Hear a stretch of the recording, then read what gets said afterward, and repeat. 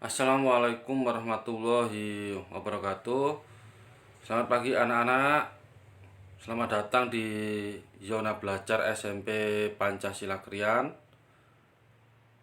Hari ini hari Selasa. Saya akan menjelaskan tentang mencari latar atau setting dalam cerpen. Sebelum pelajaran dimulai, marilah kita membaca doa bersama. Mudah-mudahan ilmu yang kita dapatkan bermanfaat, berkah. Membaca Al-Fatihah di dalam hati, berdoa, mulai.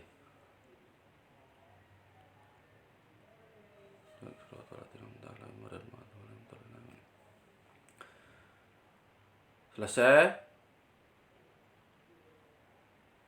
Untuk yang pertama, saya akan menjelaskan tentang mencari latar waktu, tempat, dan suasana.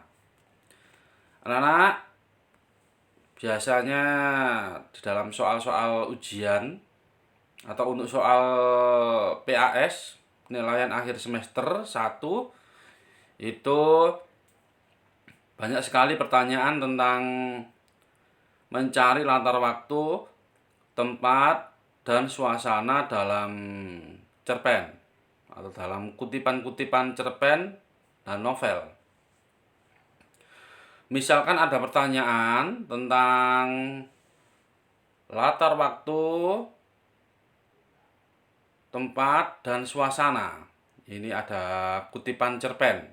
Kita baca bersama-sama.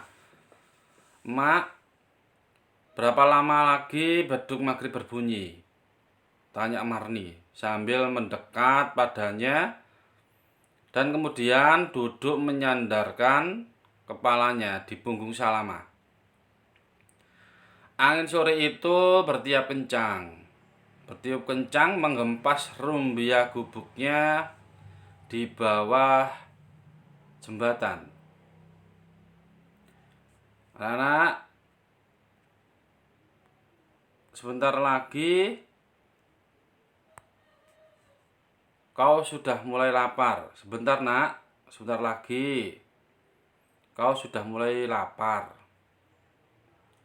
Jadi begini, untuk mencari latar waktu, yang pertama perhatikan kutipan cerpen yang saya kasih warna merah. Fokus kalian pada yang berwarna merah. Berapa lama lagi beduk maghrib berbunyi? Lalu warna merah yang bawah. Angin sore itu bertiup kencang. Nah, latar waktunya ada kata beduk maghrib berbunyi. Sebentar lagi, berapa lama lagi beduk maghrib berbunyi? Angin sore. Nah, latar waktunya pasti waktunya sore. Alasannya ini ada bukti kalimat. Berapa lama lagi beduk maghrib berbunyi? Pastikan sore.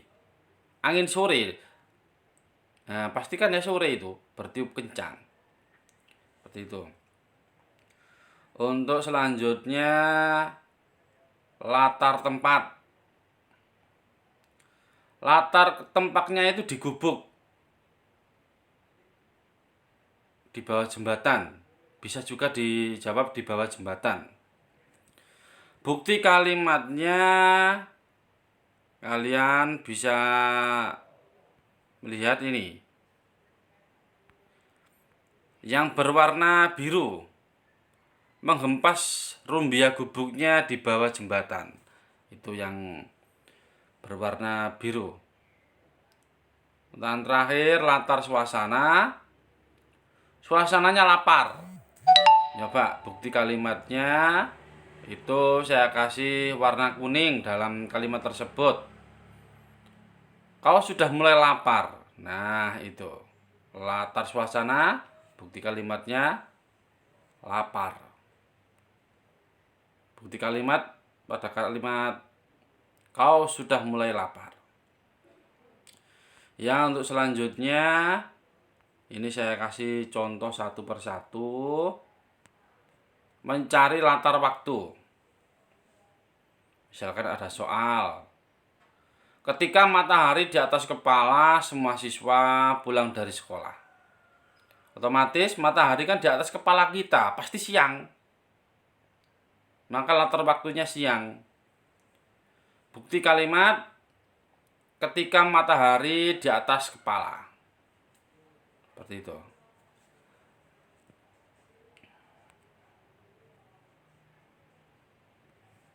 Selanjutnya mencari latar suasana. Misalkan ada pertanyaan. Ada 2 pertanyaan. Pak Muslimin menangis ketika melihat muridnya menjuarai lomba Olimpiade Sains. Kedua, Pak Muslimin menangis ketika melihat muridnya nakal. Ini berbeda, menangisnya itu berbeda. Menangis melihat siswanya atau muridnya menjuarai lomba. Dan yang kedua, menangisnya itu karena muridnya nakal. Jawaban nomor 1. Latar suasananya pasti senang dan bangga, bahagia.